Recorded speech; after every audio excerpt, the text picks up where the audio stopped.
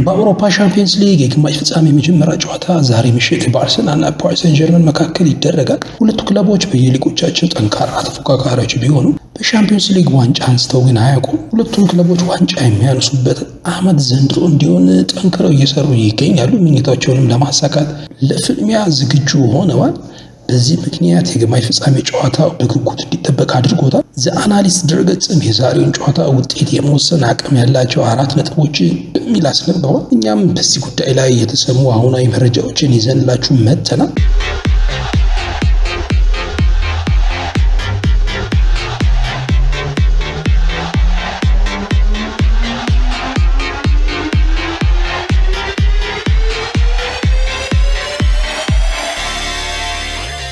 ሰላም የጎት ኒውስ ቤተሰቦች፣ በዛሬው ስፖርታዊ መረጃችን የተጠበቀውን የሻምፒዮንስ ሊግ ጉዳይ ይዘንላችሁ የመጣ ነው። ዛሬ ምሽት በአርሰናልና በፓሪስ ሰን ዠርመን መካከል የሚደረገውን ጨዋታ መከታተል ከፈለጋችሁ በነፃ የምታዩበትን ቻናልም በኋላ ላይ እነግራችኋለን። አብራችሁ ውስጥ ቆዩ። ታዲያ መረጃዎቹ ላይክ፣ ሼር ታደርጉ በአክብሮት እንጠይቃለን።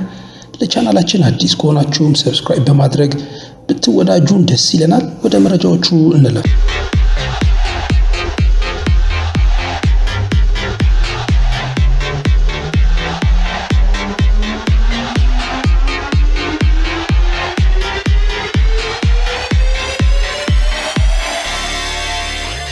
ዘአናሊስት የሁለቱን ክለቦች ፍልሚያ አስመልክቶ ዛሬ ባስነበበው ጽሑፍ የመጀመሪያው ጉዳይ የቡካዮ ሳካና የኑኖ ሜንዴዝ ትንቅንቅን የሚመለከት ነው። ቡካዮ ሳካ የአርሰናል ትልቅ ተጽዕኖ ፈጣሪ ተጫዋች ነው። ይህንንም በሪያል ማድሪድ ጨዋታ አሳይቷል።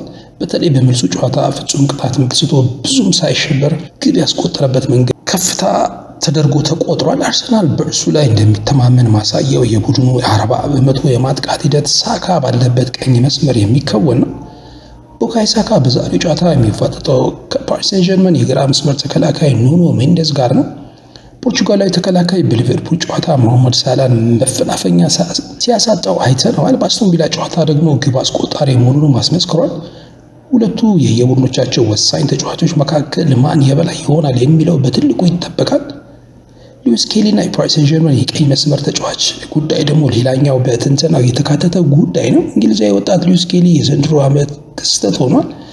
ሪያል ማድሪድን አርሰናል ሲያሸንፍ የነበረው ብቃት ከዓይን ያወጣው የሚያስብል ነው። በዛሬው ጨዋታ ግን ከባድ ፈተና ይጠብቀዋል እየተባለ የሚገኘው ምክንያቱም የፓሪስ ሰን ዠርመን ዋነኛው የማጥቃት መስመር በእርሱ በኩል ነው የተባለው። ፒኤስጂ በአውሮፓ ሻምፒዮንስ ሊግ ከየትኛውም ክለብ በላቀ መልኩ በቀይ መስመር 77 የግብ ዕድሎችን ፈጥሯል። ሉዊስ ኬሊም የዚህ መስመር ምንጭ ማድረግ ይጠበቅበታል። የቶማስ ፓርቴ በቅጣት አለመግባት ደግሞ በዚህ ላይ ሲደረብበት የአርሰናልን ጉዳይ ምናልባት አሳሳቢ ሊያደርገው እንደሚችል ነው በትንተናው የተዘገበው። ፓሪስ ሰን ዠርመን ጨዋታውን ለመቆጣጠር በትልቁ የሚጠቀሙት አማካይ ክፍሉ እንደሆነ ይታወቃል። እጅግ አስገራሚ ብቃት እያሳየ የሚገኘው ፖርቹጋላዊ ቪቲኒያ፣ ጆ ኔቬስ እና ፋቢያን ሩይዝን የያዘው የመሃል ክፍሉ የቡድኑ የልብ ምት መሆኑን ተደጋግሞ አሳይቷል። በጨዋታ ቢያንስ 598 የተሳኩ ኳሶችን የሚያቀብለው ፒኤስጂ ጠንካራ አማካይ ክፍል የሌለው ተጋጣሚ ካገኙ ይፈነጩበታል። ቶማስ ፓርቴ በተለይ በማድሪድ ጨዋታ አርሰናል የበላይ ሆኖ እንዲገኝ ትልቅ አስተዋጽኦ እንደነበረው መረጃዎች ያሳያሉ። በዛሬ ጨዋታ ግን በቅጣት ምክንያት አይሰለፍም። አርሰናል አማካይ ክፍሉን ያለ ፓርቲ እንዴት ያዋቀረዋል የሚለውን ለማየት ደግሞ ብዙዎች ጓጉቷል። በሌላው በትንታኔው የቀረበው ጉዳይ ግብ ጠባቂዎቹን የተመለከተ ነው። አርሰናልም ይህን ፓሪስ ሰን ዠርመን እዚህ ለመድረሳቸው ምክንያት አንዱ የግብ ጠባቂዎቻቸው ብቃት ነው። ብዙዎች ሳምኑበት ከብሬንትፎርድ ወደ አርሰናል የመጣው ዴቪድ ራያ አሁን ጥያቄ የሚነሳበት በግብ ጠባቂ አይደለም። ስፔናዊ ግብ ጠባቂ በ11 ሻምፒዮንስ ሊግ ጨዋታ 6 ግብ ብቻ ነው የተቆጠረበት። ከሙከራዎቹ ጥራት መነሻ 10.4 ግብ ሊቆጠርበት ይገባ ነበር። በዚህ ስሌት ዴቪድ ራያ 4.4 ወደ ግብነት የመቀየር አቅም ያላቸው እድሎችን አምክኗል። ጂያንሉጂ ዶናሩማም ለፒኤስጂ አለኝታ መሆኑን በበርካታ አጋጣሚዎች አሳይቷል። ጣሊያናዊ ግብ ጠባቂ በተለይ ከሊቨርፑል ጋር በነበረው ጨዋታ 2 የመለያ ምቶችን አድኖ ለቡድኑ ወደ ቀጣይ ዙር ማለፍ ትልቅ አስተዋጽኦ አድርጓል። በዛሬው ጨዋታ የትኛው ግብ ጠባቂ ቡድኑን ይታደጋል? ምሽት 4 ሰዓት ላይ በኤሚሬትስ የሚጀምረው ጨዋታ መልስ ይሰጣል ማለት ነው።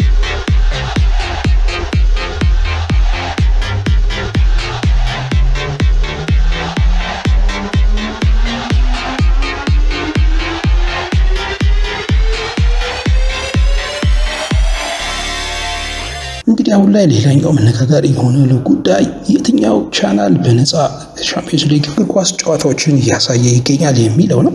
በእርግጥ አሁን ላይ የዲኤስቲቪን ጨምሮ አንዳንድ ቻናሎች የቻምፒየንስ ሊግን እያስመለከቱ ባለመሆኑ እግር ኳስ ቤተሰቡ ቅሬታ እያሰማ ይገኛል። ከዚህም አንጻር አንዳንድ ቻናሎችን ልነግራችሁ ወደድን። በስልክና በቴሌቪዥን በሚገናኙ ቻናሎች ላይ ለምሳሌ ፕራይም ቪዲዮ፣ ፋን ዱዋል ቲቪ የተሰኙ ቻናሎች ነፃ ቻናሎችን ከቫርሲሽ እና ማች ቲቪ የተሰኙ ቻናሎች እግር ኳሱን በነፃ እንደሚያሳዩ ነው እየተገለጸ ያለው። እናንተም ተከታታዮቻችን በስልካችሁና በቴሌቪዥን አገናኝታችሁ ልትሞክሯቸው ትችላላችሁ። በሌላም በኩል ከዚህ በፊት የሚታይበት የነበረው ኢትዮጵያ ቲቪ የተሰኘው የአፕሊኬሽን እግር ኳሱን እግር ኳሱን በነፃ የሚታይበት ሌላኛው ቻናል ነው። በሌላም በኩል የ20 የተሰኘው በቫርሲሽ ኤችዲ የሚገጠም ቻናል በነፃ የቻምፒየንስ ሊግ ውድድሮችን ያሳያልና እነዛ እንድትከታተሉ እንጋብዛችኋለን። አጠቃላይ የቻምፒየንስ ሊጉ አርሰናል ከፓሪስ ሴን ጀርመን ያለው ጨዋታ መረጃችን ይሄን ይመስላል። በዚህ ላይ እንግዲህ የእናንተ አስተያየታችሁን በኮሜንት ሴክሽን ላይ ልታሰፍሩልን ትችላላችሁ። ጨዋታው ስለስንት ሊያልቅ ይችላል፣ ወደ ቀጣዩ ዙር የትኛው ክለብ ያልፋል ለሚለው ጉዳይ ላይ ሐሳብ አስተያየታችሁን ታካፍሉን እንፈልጋለን። ኮሜንት ሴክሽን ላይ ሐሳባችሁን አስፍሩልን።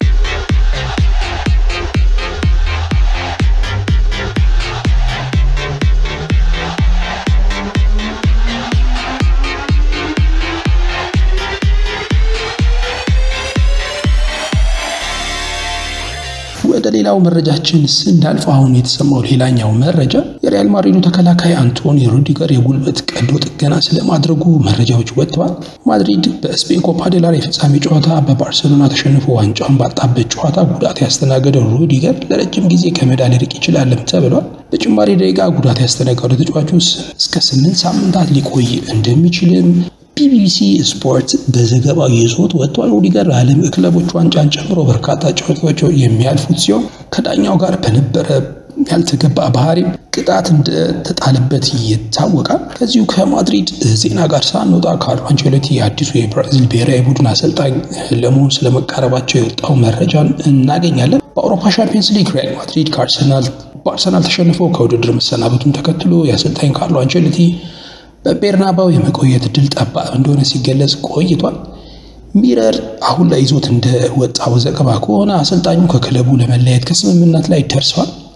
የብራዚል እግር ኳስ ፌዴሬሽን ባለፈው ዓመት የ65 ዓመቱን ጣሊያናዊ የብሔራዊ ቡድን አሰልጣኝ አድርጎ ለመሾም ፍላጎት አሳይቶ የነበረ ቢሆንም በማድሪድ ለመቆየት በመፈለጋቸው ሳይሳካ መቅረቱ ተዘግቦ እንደነበረም ይታወሳል። አሰልጣኙ ከስፔን ተሰናበቱ በኋላ ግን ዶርቫል ጁኒየርን በመተካት ኃላፊነት እንደሚረከቡ እየተነገረ ነው የሚገኘው። ባለፈው ወር ብራዚል በምንጊዜም ተፎካካሪው አርጀንቲና 4-1 መሸነፏን ተከትሎ የቡድኑ አሰልጣኝ ዶርቫል ጁኒየር በኃላፊነታቸው መባረራቸውም ይታወሳል። እንደ አውሮፓውያን አቆጣጠር በ2021 ማድሪድን የማሰልጠን ኃላፊነት የተረከቡት አንቸሎቲ በክለቡ ቆይታቸው 3 የቻምፒየንስ ሊግ እና 2 የላሊጋ ዋንጫ ማንሳታቸውም የሚታወቅ። ተከታታዮቻችን ለሰዓቱ ያዝናቸው ስፖርታዊ መረጃዎች ይሄን ይመስሉ ነበር። መረጃዎቹ ለሌሎች እንዲደርሱ ላይክ፣ ሼር፣ ሰብስክራይብ ታደርጉ በአክብሮት እንጋብዛለን። አብራችሁ ስለቆያችሁ እናመሰግናለን።